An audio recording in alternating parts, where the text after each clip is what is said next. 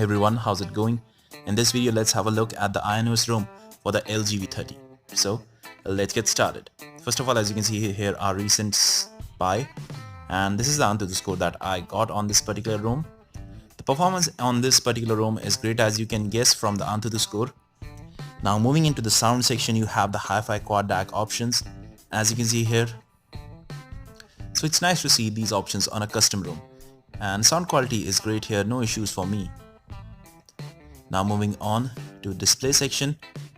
Generally here ambient display options and other stuff like theming lies, but that is inside Ionizer in this particular room.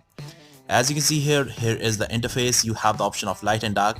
This isn't much, but for me it is enough because, well, I use the black theme because it saves battery on AMOLED display.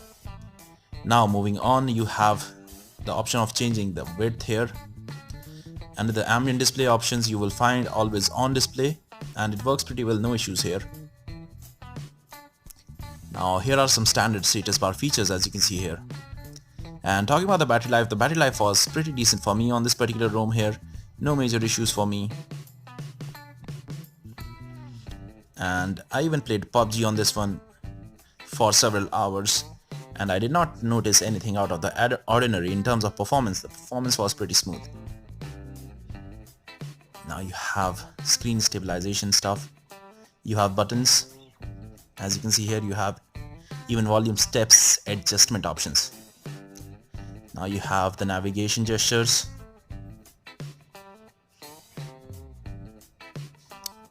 so there are a lot of options here, and you will find most of the features that you are looking for in this particular ROM.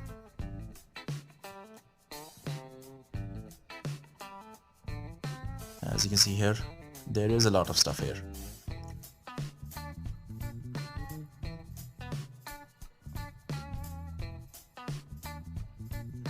And if you want to watch other such videos, do hit up the subscribe button on my channel.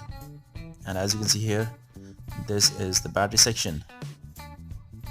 I even made a playlist about custom ROMs for this particular LG V30, and as you can see here, you have customization options even for quick settings, and these are the quick setting options that come by default with it. So that was all about iOS ROM. Let me know your thoughts in the comment section below, and thank you for watching. Have a nice day. I'll see you in my next video.